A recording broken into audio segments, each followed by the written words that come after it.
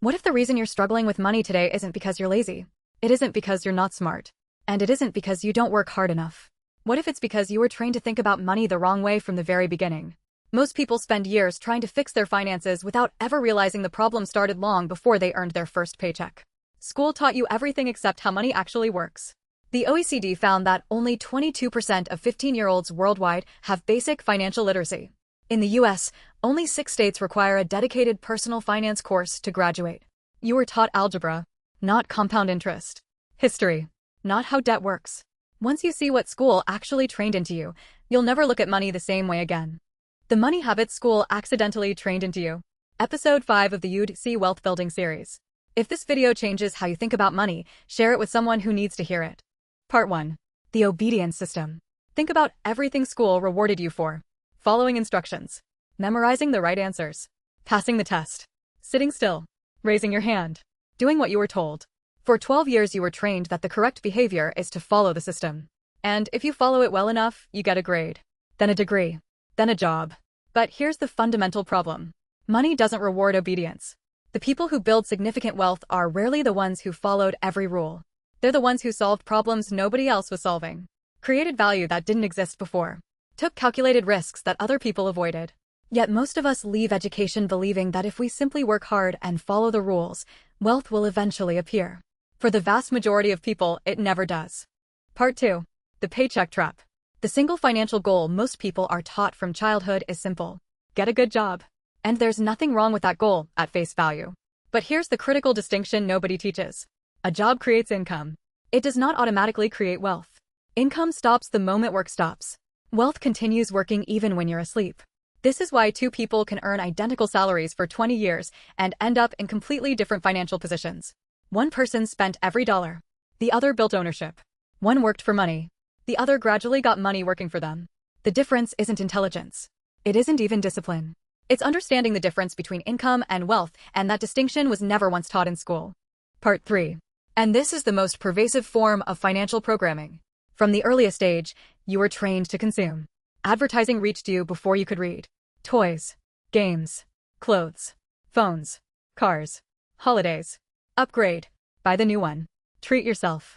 You deserve it. And the moment your income increases, your spending increases with it. This is lifestyle inflation. And it is the single most effective wealth destruction mechanism that exists. The data is staggering. According to the National Bureau of Economic Research, for every 10% income increase, the average person increases spending by 9%. Which means the gap between earning and saving barely changes no matter how much money you make. Someone earning $50,000 faces the same wealth gap as someone earning $200,000. In pounds, 40,000 versus 160,000. In euros, 47,000 versus 187,000. Same trap. Different numbers. Same result. Income rises. Expenses rise. Net worth stays flat. Part 4. The Wealth Mindset Shift. Wealthy people don't just earn differently. They think differently. They ask fundamentally different questions about every financial decision. Most people ask, what can I buy? Wealthy people ask, what can I own? Most people ask, how much does this cost? Wealthy people ask, what does this produce? Most people ask, how much can I earn this month? Wealthy people ask, how much can I invest this month? Most people ask, how do I afford this? Wealthy people ask, how does this generate returns?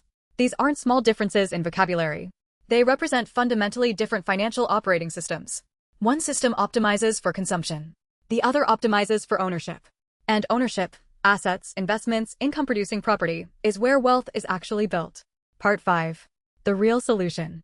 Here is the most important thing in this entire video. Financial programming is not permanent. You were trained to think a certain way about money. But training can be replaced with better training. You can learn investing. You can learn ownership. You can learn delayed gratification. You can build automated systems that act even when your instincts say spend. And here's the data that should give you genuine hope.